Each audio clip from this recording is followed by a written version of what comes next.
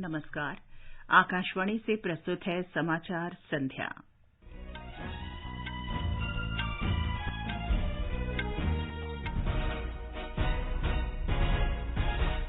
प्रधानमंत्री नरेंद्र मोदी ने कर्नाटक में कई विकास परियोजनाओं का लोकार्पण किया। उन्होंने कहा, संपर्क में सुधार और नए हवाई अड्डों का निर्माण समय की आवश्यकता। वित्त मंत्री निर्मला सीतारमण ने समन्वित रूप से वैश्विक आर्थिक चुनौतियों के समाधान का आह्वान किया।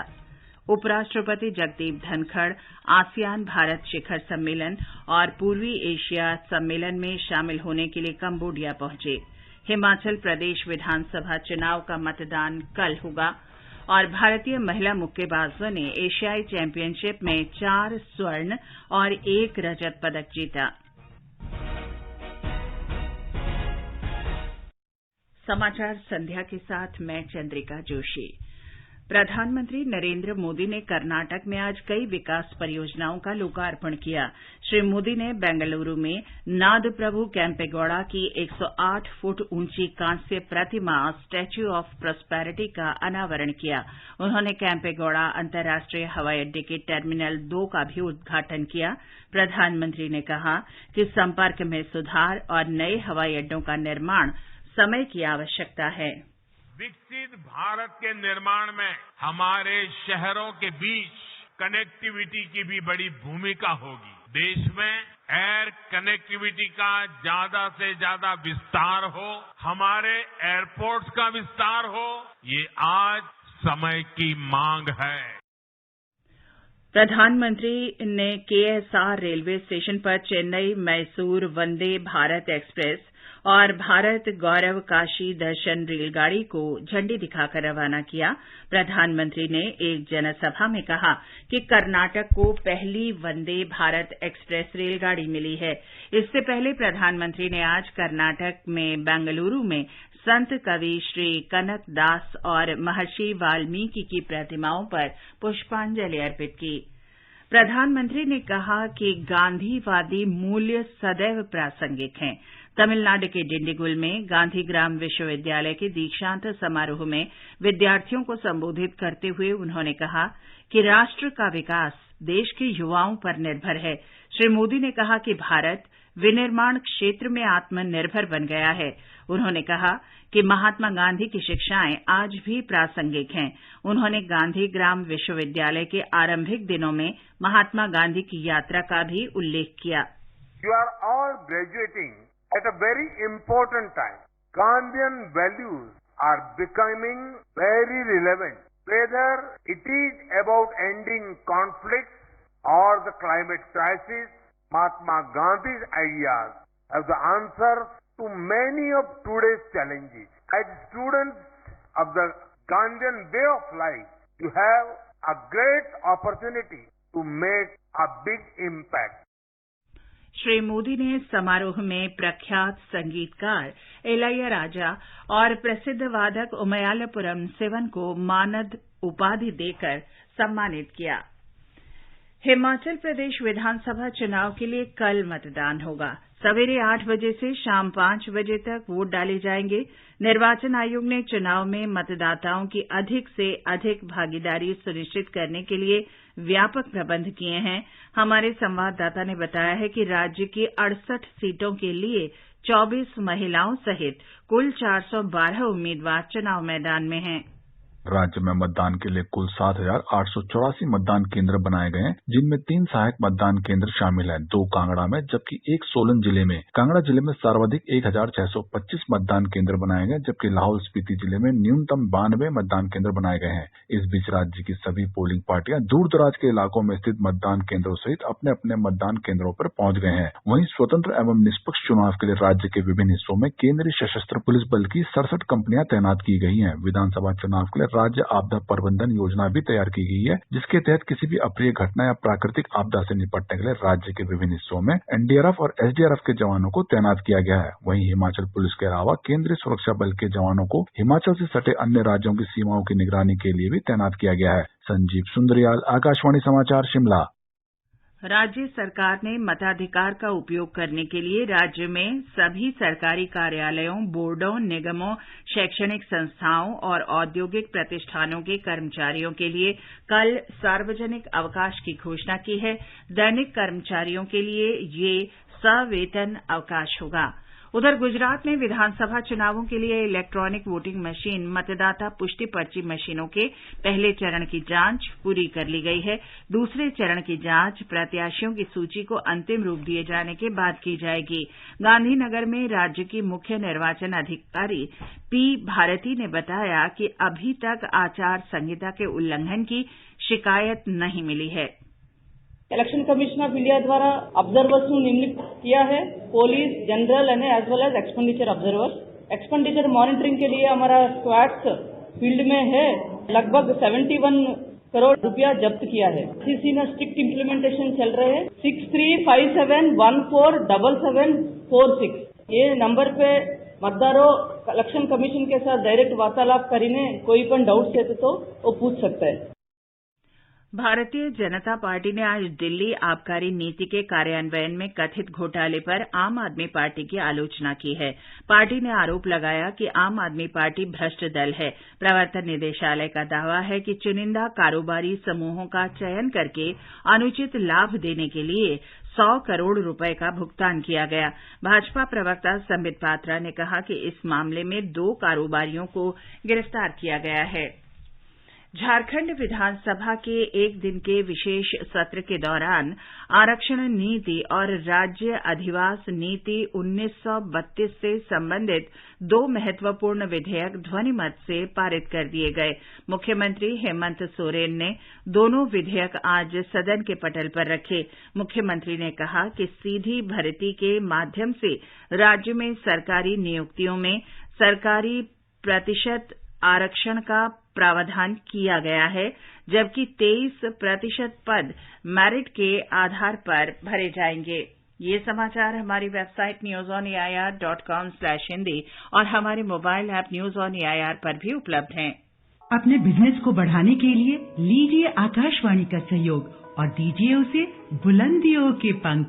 आपका बिजनेस लोकल है या राष्ट्रीय, आकाशवाणी देती है उपभोक्ताओं तक पहुंचने का हर विकल्प। और अब तो आप घर, दफ्तर या दुकान पर बैठे बैठे कर सकते हैं आकाशवाणी के किसी भी केंद्र के लिए विज्ञापनों की बुकिंग। आकाशवाणी के विभिन्न चैनलों पर विज्ञापन देना सुलभ और सस्ता।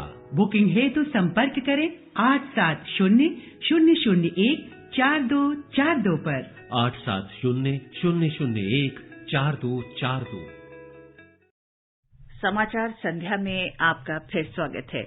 उपराष्ट्रपति जगदीप धनखड़ 19वें आसियान भारत शिखर सम्मेलन और 17वें पूर्वी एशिया शिखर सम्मेलन में भाग लेने के लिए आज कंबोडिया पहुंच गए हैं। श्री धनखड़ कल नॉमपेन में आसियान भारत स्मारक शिखर सम्मेलन में भाग लेंगे। इस वर्ष आसियान भारत संबंधों की 30वीं वर्षगांठ है और ये वर्ष आसियान भारत मैत्री वर्ष के रूप में मनाया जा रहा है। उपराष्ट्रपति कंबोडिया और अन्य देशों के नेताओं के साथ द्विपक्षीय वार्ताएं भी करेंगे। वित्त मंत्री निर्मला सीतारमण ने कहा है कि क्वाड और हिंद प्रशांत आर्थिक व्यवस्था से भारत और अमेरिका के बीच सहयोग बढ़ा है। उन्होंने कहा कि भारत एक विश्वसनीय भागीदार के रूप में अमेरिका के साथ संबंधों को बहुत महत्व देता है। नई दिल्ली में आज भारत अमेरिका आर्थिक वित्तीय साझेदारी की 9वीं बैठक हुई। वित्त मंत्री ने वैश्विक आर्थिक चुनौतियों का अधिक समन्वित तरीके से समाधान करने की आवश्यकता पर बल दिया। अमेरिका की वित्त मंत्री जेनेट येलेन ने कहा कि मजबूत व्यापार, निवेश और लोगों के बीच संपर्क द्विपक्षीय आर्थिक और वित्तीय संबंधों के लिए महत्वपूर्ण है। उन्होंने कहा कि भारत G20 की अध्यक्षता करने जा रहा है और अमेरिका अपनी साझा प्राथमिकताओं पर चर्चा के लिए उत्सुक है। वित्त मंत्रालय ने कहा है कि चालू वित्त वर्ष में 10 नवंबर तक प्रत्यक्ष कर संग्रह में वृद्धि हुई है। मंत्रालय ने कहा कि इस महीने की 10 तारीख तक सकल प्रत्यक्ष कर संग्रह 10,54,000 करोड़ रुपए रहा, जो पिछले वर्ष की इसी अवधि के सकल संग्रह से 30.69% अधिक है। सरकार ने कहा है कि खरीफ विपणन मौसम में 13,50,000 से अधिक किसानों को 47,644 करोड़ रुपए के न्यूनतम समर्थन मूल्य का लाभ मिल चुका है। उपभोक्ता कार्य मंत्रालय ने कहा कि खरीफ विपणन मौसम 2022-23 के लिए धान की खरीद 13 राज्यों और केंद्र शासित प्रदेशों में सुचारू रूप से चल रही है। रक्षा मंत्री राजनाथ सिंह ने युवाओं से आह्वान किया है कि वे स्वतंत्रता सेनानियों से प्रेरणा लेकर भविष्य की सभी चुनौतियों से प्रभावी ढंग से निपटें और एक मजबूत, सक्षम तथा आत्मनिर्भर न्यू इंडिया का निर्माण करें। श्री राजनाथ सिंह उत्तर प्रदेश में ग्रेटर नोएडा में आयोजित एक संगोष्ठी में युवा शोधकर्ताओं को संबोधित कर रहे थे। रक्षा मंत्री ने छात्रों से आग्रह किया कि वे वैश्विक नवीनतम घटनाओं की जानकारी रखें, लेकिन सांस्कृतिक परंपराएं और मूल्य न भूलें। सड़क परिवहन और राजमार्ग मंत्री नितिन गडकरी ने पूर्वोत्तर में 1 लाख करोड़ रुपए से अधिक की नई परियोजनाओं की घोषणा की है। श्री गडकरी ने आज गुवाहाटी में पूर्वोत्तर क्षेत्र की राष्ट्रीय राजमार्ग परियोजनाओं की प्रगति की समीक्षा की। उन्होंने कहा कि इन परियोजनाओं में सड़कें, रोपवे, ब्रह्मपुत्र नदी पर प्रमुख पुल और अन्य जल निकाय शामिल हैं। श्री गडकरी ने कहा कि हवाई अड्डों की तर्ज पर पूरे क्षेत्र में बस पोर्ट का निर्माण किया जाएगा, जिससे रोजगार के अवसर सृजित होंगे। भारतीय दूरसंचार नियामक प्राधिकरण ने दूरसंचार विधेयक 2022 के मसौदे पर सुझाव प्राप्त करने की अंतिम तिथि 18 नवंबर तक बढ़ा दी है। प्राधिकरण ने दूरसंचार विधेयक का मसौदा 9 सितंबर को जारी किया था। ये समाचार आकाशवाणी से प्रसारित किए जा रहे हैं। ताजा समाचार जानने के लिए आप हमारे Twitter handle @AIR News Hindi को फॉलो कर सकते हैं। ये आकाशवाणी है। एशियाई मुक्केबाजी चैंपियनशिप में आज भारत ने 4 स्वर्ण और 1 रजत पदक जीता। एक रिपोर्ट। एशियाई मुक्केबाजी चैंपियनशिप में भारत की मुक्केबाजों ने स्वर्णिम प्रदर्शन करते हुए आज 4 स्वर्ण पदक जीते। परवीन, लवलीना बोरगोहेन, स्वीटी बोरा और आसिया पठान ने शानदार प्रदर्शन करते हुए स्वर्ण पदक देश के नाम किया। जॉर्डन में आज फाइनल में परवीन ने जापान की कितोमाई को, जबकि लवलीना ने उज्बेकिस्तान की रुजमेटोवा सोखिबा को हराया। स्वीटी ने कजाकिस्तान की गुलसाया यरजेहान को पराजित किया। आल्फिया पठान को इस्लाम हुसैली के डिस्क्वालीफाई होने से स्वर्ण पदक मिला। इससे पहले मीनाक्षी ने रजत पदक हासिल किया। इसके साथ ही भारतीय महिला मुक्केबाजों ने प्रतियोगिता में शानदार प्रदर्शन करते हुए 4 स्वर्ण, 1 रजत और 2 कांस्य सहित कुल 7 पदक जीते। Siddharth Singh, sports desk. उधर कोरिया में एशियन एयरगन चैंपियनशिप में भारतीय निशानेबाजों ने आज 1 स्वर्ण, 1 रजत और 1 कांस्य पदक जीतकर अपने अभियान की शानदार शुरुआत की। दिव्यांश सिंह पवार ने स्वर्ण, किरण अंकुश यादव ने रजत और कार्तिक सबरी राज रविशंकर ने कांस्य पदक जीता। बंबई शेयर बाजार का संवेदी सूचकांक आज 1181 अंक की भारी बढ़त के साथ 61,795 पर बंद हुआ। नेशनल स्टॉक एक्सचेंज का निफ्टी भी 322 अंक उछलकर 18,350 पर पहुंच गया। तमिलनाडु में बंगाल की खाड़ी में बने हवा के कम दबाव का क्षेत्र इस महीने की 12 तारीख तक तमिलनाडु पुदुचेरी तट पर पहुंचने का अनुमान है। इसके प्रभाव से राज्य के अधिकतर जिलों में तेज वर्षा हो रही है और अगले 2 दिन में और भी तेज वर्षा होने की आशंका है। इन क्षेत्रों में जनजीवन अस्त-व्यस्त हो गया है। तेज वर्षा की चेतावनी को देखते हुए जिला प्रशासन से सतर्क रहने को कहा गया है। एनडीआरएफ की टीम नीलगिरी के पर्वतीय क्षेत्रों सहित 4 जिलों में भेज दी गई है। इधर दिल्ली और राष्ट्रीय राजधानी क्षेत्र में वायु गुणवत्ता प्रबंधन आयोग ने निर्णय किया है कि ग्रेडेड रिस्पांस एक्शन प्लान के 3रे चरण के अंतर्गत लागू की जा रही कार्रवाई जारी रहेगी। और अंत में मुख्य समाचार एक बार फिर। प्रधानमंत्री नरेंद्र मोदी ने कर्नाटक में कई विकास परियोजनाओं का लोकार्पण किया। उन्होंने कहा, संपर्क में सुधार और नए हवाई अड्डों का निर्माण समय की आवश्यकता। वित्त मंत्री निर्मला सीतारमण ने समन्वित रूप से वैश्विक आर्थिक चुनौतियों के समाधान का आह्वान किया। उपराष्ट्रपति जगदीप धनखड़ आसियान भारत शिखर सम्मेलन और पूर्वी एशिया सम्मेलन में शामिल होने के लिए कंबोडिया पहुंचे। हिमाचल प्रदेश विधानसभा चुनाव का मतदान कल होगा और भारतीय महिला मुक्केबाजों ने एशियाई चैंपियनशिप में 4 स्वर्ण और 1 रजत पदक जीता। इसके साथ ही समाचार संध्या का ये अंक समाप्त हुआ। नमस्कार।